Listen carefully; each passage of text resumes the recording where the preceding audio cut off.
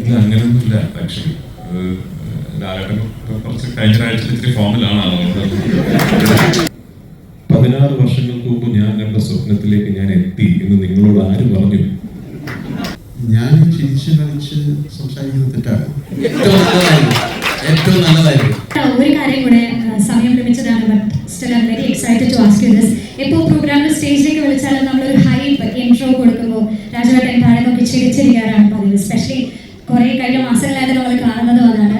And 10-16 വർഷം മുന്നേ മലയാള സിനിമയുടെ ബ്രാൻഡ് അംബാസിഡർ ആകണം എന്ന് പറഞ്ഞ വീഡിയോ ഇപ്പോൾ നമ്മളെല്ലാവരും കണ്ടുകൊണ്ടിരിക്കുകയാണ്. And you are that's really now. എന്ത് ചോദിച്ചാലും മാസ് റിപ്ലൈ മാത്രം തരുന്ന രാജുവേട്ടനോട് ഇപ്പോൾ ഞാൻ ചോദിക്കുകയാണ്, how would you like to introduce yourself? Baby രാജുവേട്ടൻ ഒരു സ്ഥലത്തേക്ക് എൻട്രി ചെയ്യുമ്പോൾ ഇത് കേൾക്കാൻ ആഗ്രഹിക്കുന്നു എന്ന് പറയുകയാണെങ്കിൽ ഒരു മാസ് റിപ്ലൈ പ്രതീക്ഷിച്ചുകൊണ്ട് ഞാൻ ചോദിക്കുകയാണ്, how would you like to introduce yourself? രാജുവേട്ടൻ എങ്ങനെയായിരിക്കും രാജുവേട്ടൻ ഇൻട്രൊഡ്യൂസ് ചെയ്യുന്നത്? 16 വർഷങ്ങൾക്ക് മുമ്പ് ഞാൻ കണ്ട സ്വപ്നത്തിലേക്ക് ഞാൻ എത്തി എന്ന് നിങ്ങളോട് ആര് പറഞ്ഞു? എത്തിയിട്ടില്ല. മാസ് റിപ്ലൈ പ്രതീക്ഷിച്ചു, അത് തന്നെ കിട്ടി. I am happy, I am very very happy. So ഈ എംബ്രാനെ കുറിച്ചിട്ട് ഇപ്പോൾ മോഡൽ സിനിമ അത് പ്രൊമോട്ട് ചെയ്ത രീതിയും ഭയങ്കരമായിട്ട് ചർച്ച വന്നിട്ടുണ്ട്. കാരണം കഴിഞ്ഞ കുറച്ച് ദിവസങ്ങളായിട്ട് സോഷ്യൽ മീഡിയയിൽ എല്ലാം എംബ്രാനാണ്.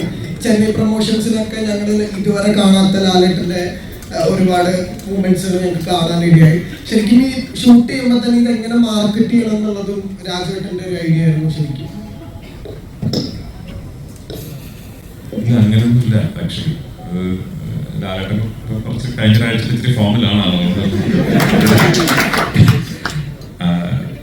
അത് നമ്മൾ ആക്ച്വലി ഇപ്പോൾ ഈ ഞാൻ പറഞ്ഞില്ലേ, സിനിമ എടുത്തു കഴിഞ്ഞ് ഞങ്ങളെല്ലാം എൻ്റെ മനസ്സിലൊരു പെർഫെക്റ്റ് ഒരു പ്ലാൻ ഉണ്ടായിരുന്നു.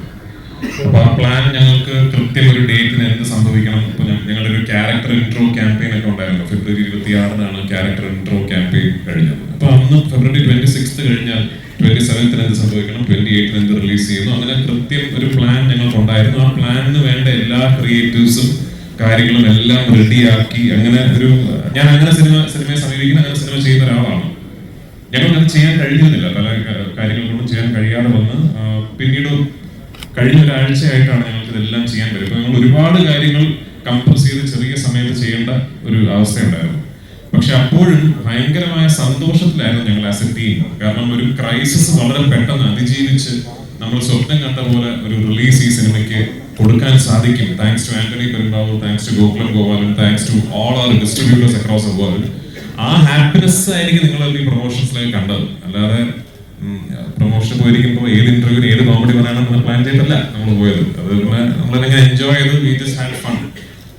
പക്ഷെ ഈ പറയുന്ന പോലെ ഞങ്ങൾ പോയ എല്ലാ സംസ്ഥാനങ്ങളിലും അവിടുത്തെ മീഡിയ അല്ലെങ്കിൽ അവിടുത്തെ മീഡിയ പേഴ്സണൽ വലിയ ആവേശത്തോടെ, വലിയ ഹാപ്പിനെസ്സോടു കൂടി, വലിയ സന്തോഷത്തോടു കൂടിയാണ് ഈ സിനിമയുടെ ടീമിനെ സ്വീകരിച്ചത്. അപ്പൊ മേ ബി നമ്മളൊക്കെ വിചാരിച്ചതിനപ്പുറം ഒരു പക്ഷേ ഇതിന്റെ 1ാം ഭാഗമായ ലൂസിഫറിന് റിലീസിന് ശേഷം ഈ കഴിഞ്ഞ 6 വർഷങ്ങൾക്കിടയിൽ അങ്ങനെ ഒരു അപ്പീൽ ഉണ്ടായിരുന്നിരിക്കാം. I don't know. നമ്മൾ ഏത് സംസ്ഥാനത്തിന് പോയാലും ഈ സിനിമയുടെ സെക്കൻഡ് പാർട്ട് ഞങ്ങൾ ഡൽഹിയിൽ പോയി.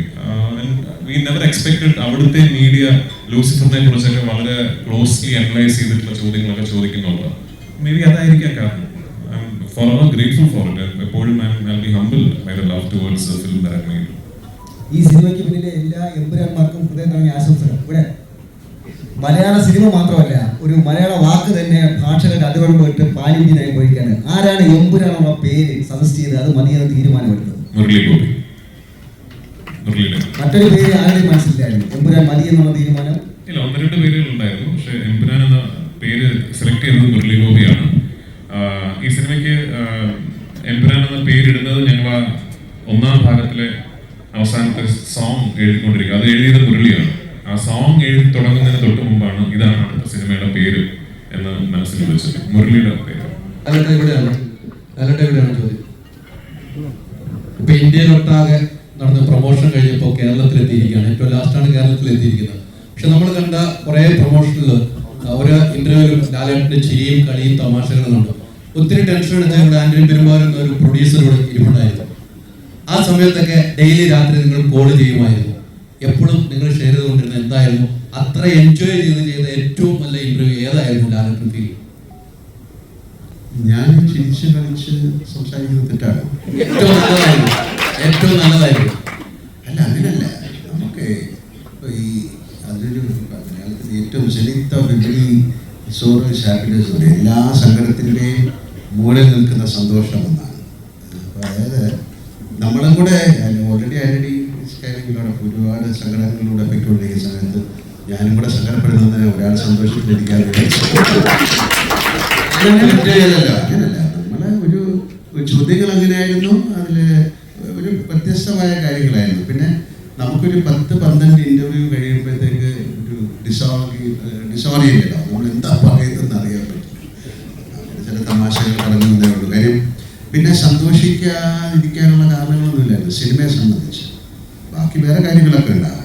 എമ്പുരാൻ എന്ന സിനിമയെക്കുറിച്ച് ഞങ്ങൾക്ക് വലിയ സന്തോഷിക്കാതിരിക്കാനുള്ള കാരണമൊന്നുമില്ല. ഒരുപാട് കാരണങ്ങളൊക്കെ ഉണ്ടായി കഴിഞ്ഞു. ഞങ്ങൾക്ക് ഷൂട്ടിങ്ങിന് ഒരുപാട് കുഴപ്പങ്ങളുണ്ടായി. എന്ന് പറഞ്ഞാൽ ഷൂട്ടിങ്ങിൻ്റെ വെതർ, ക്ലൈമറ്റ്, അതിൻ്റെ ലോജിസ്റ്റിക്സ്, യാത്രകൾ, അത് എടുക്കാനുള്ള ബുദ്ധിമുട്ടുകൾ. പക്ഷെ അതെല്ലാം വൃത്തിക്ക് എന്താ വേണ്ടത് അത് തന്നെയാണ് നമ്മൾ ഈ സിനിമയിൽ ചെയ്തിരിക്കുന്നത്.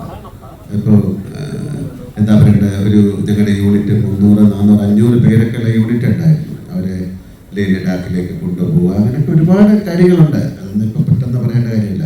നമുക്ക് വളരെ സന്തോഷമായിട്ടിരിക്കാം. മൈലെണ്ണ മൈലെണ്ണ